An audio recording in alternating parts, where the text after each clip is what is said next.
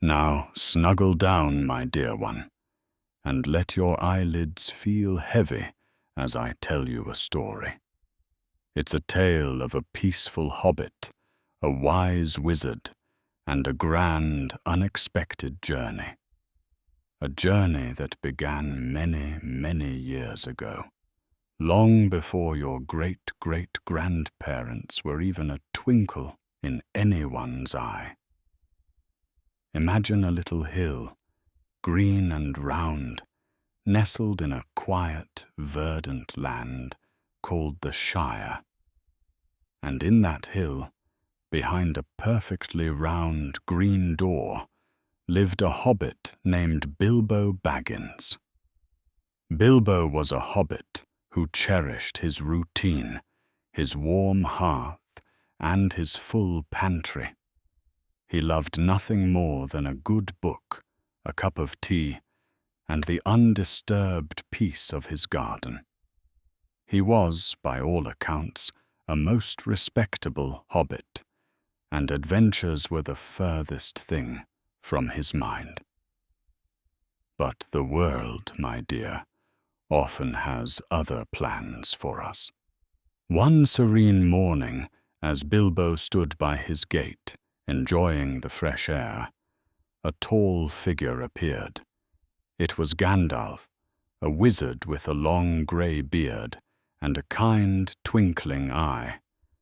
Gandalf had a peculiar habit of encouraging hobbits to embark on journeys, and he looked at Bilbo with a knowing smile, hinting at an adventure Bilbo certainly did not want.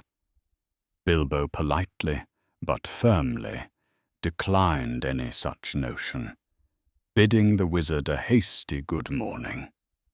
Later that day, as the gentle evening light softened the edges of his comfortable home, Bilbo received an altogether unexpected surprise.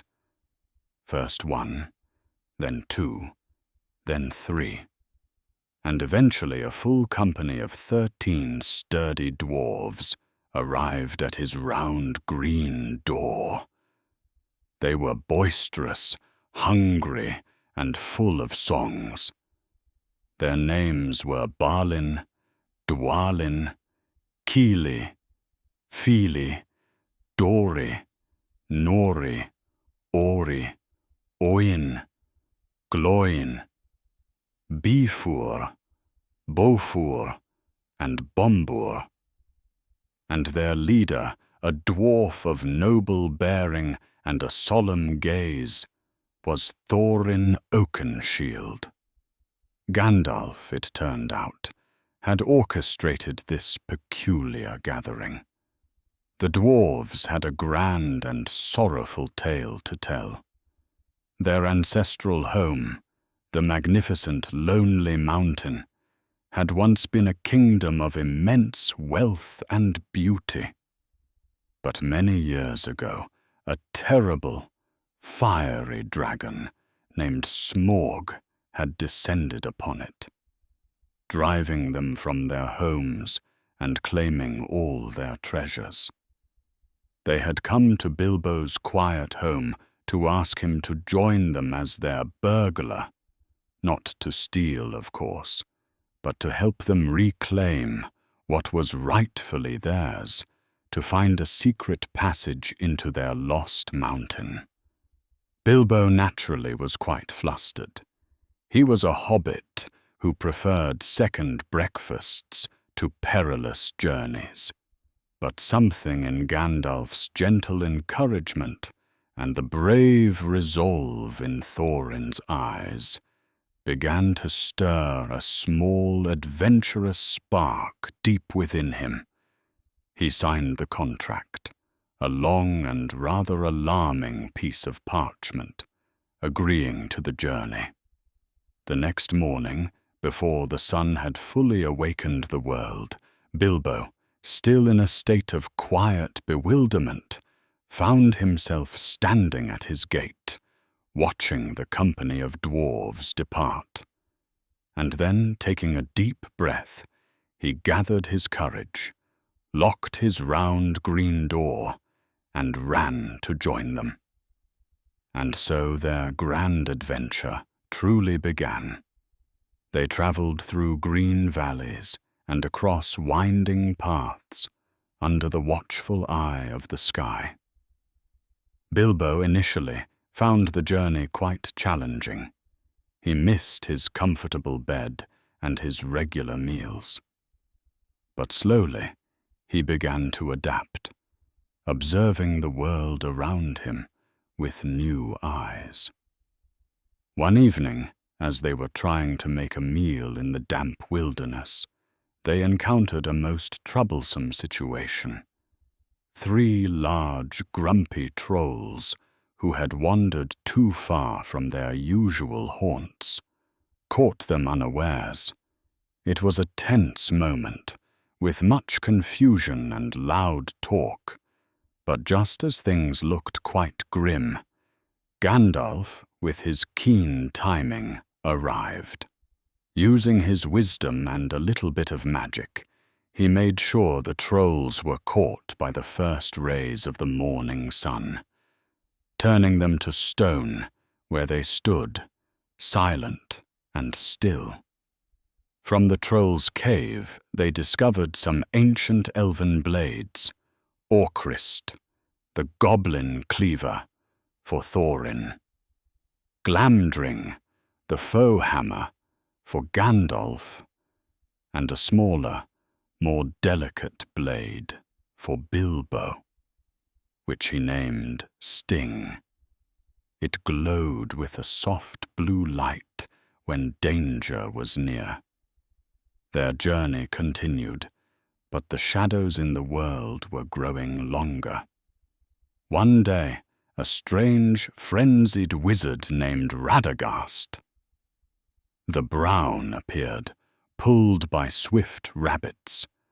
He brought unsettling news of a growing darkness in the ancient forest of Mirkwood, a malevolent presence called the Necromancer. This presence was stirring up unpleasant creatures, including the fearsome orcs. Soon after Radagast delivered his urgent message and departed, they found themselves pursued by a pack of swift, grey wargs, ridden by fierce orcs, led by Utzog the Defiler, a pale orc with a deep grudge against Thorin. It was a harrowing chase, a blur of speed and desperate flight. But once again, Gandalf's guidance led them to safety, through a secret path to the beautiful, hidden valley of Rivendell. Rivendell was a place of serene beauty, filled with the gentle music of waterfalls and the soft whispers of elven voices. There they met Lord Elrond, the wise elven ruler, who helped them read a secret moon rune message on their map, revealing a hidden door to the lonely mountain.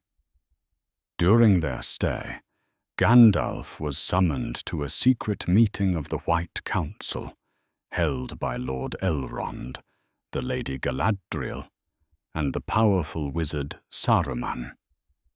They discussed the unsettling reports from Radagast and the growing darkness, though Saruman remained skeptical, dismissing the necromancer as a minor concern. Leaving the tranquility of Rivendell, the company pressed on towards the towering, snow-capped, misty mountains. Their ascent was a perilous one, made even more dramatic by a sudden spectacular storm. Within the clouds, they witnessed stone giants, enormous, ancient beings of rock and earth, moving like slow, deliberate titans, clashing and rumbling amongst the peaks. It was a magnificent, yet terrifying display, and the dwarves and Bilbo narrowly escaped being crushed as the giants played their grand, slow game. Seeking shelter from the storm, they found a small, dry cave. But this cave, it turned out, was merely the porch of a much larger, darker dwelling. The ground beneath them suddenly gave way, and they tumbled down into a vast, cavernous realm filled with unpleasant, hunched creatures, goblins. They were dragged before the great goblin, a grotesque, loud ruler who took a cruel delight in tormenting them. It was a most terrifying experience, filled with the loud clamor and grotesque appearance of the goblins. In the chaos and gloom of the goblin tunnels, Bilbo became separated from the others. He found himself alone, deep beneath the mountains, in a place both damp and chilling. It was there, in the murky darkness, that he stumbled upon a small golden ring. Not knowing its true power or its dark history, he simply slipped it into his pocket. And then he encountered a creature named Gollum. Gollum was a pitiful ancient being, driven mad by the very ring Bilbo had just found. They played a game of riddles in the dark, a tense and clever exchange of words. Bilbo, using his wit and a moment of inspiration, won the game, escaping Gollum's clutches and, almost by accident, discovering the ring's amazing power to make him invisible. Meanwhile, Gandalf, with a flash of his sword, Glamdring, the foe hammer, had returned to rescue the dwarves from the goblins, leading them in a frantic chase through the tunnels. Bilbo, invisible and unseen, eventually caught up, making a brave decision to truly join his friends. As they finally emerged from the goblin tunnels into the fresh air, they found themselves on a high, wind-swept ridge. But their troubles were not over. Azog and his wargs had tracked them, determined to exact revenge upon Thorin. A fierce confrontation ensued on the cliff edge. Thorin, remembering past defeats, faced Azog with immense courage, but was soon overcome. In that critical moment, Bilbo, who had always valued peace and quiet, found his courage. He ran forward, small but brave, to defend Thorin, just as Gandalf and the dwarves rallied.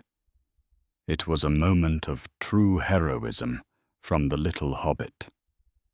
Just as all hope seemed lost, and the company was surrounded, a great, majestic shadow swept across the sky. The mighty eagles, ancient allies of Gandalf, arrived, swooping down to lift the company from the perilous cliff, carrying them high above the mountains to a place of safety. They were set down gently upon a large, flat rock called the Carrock, where they could finally rest and recover.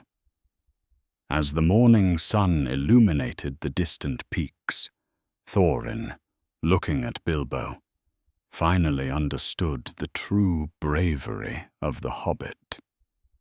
He offered Bilbo a look of profound respect and gratitude, acknowledging him as a true companion. Together, they gazed eastward, towards the distant grey outline of the lonely mountain, knowing that their journey, though filled with challenges, was far from over, but hopeful nevertheless. And there, my dear, in the quiet dawn, with the promise of new adventures on the horizon. We leave them, safe and sound for now, ready for whatever tomorrow may bring. Rest well, knowing that even the smallest among us can find the greatest courage. Sweet dreams.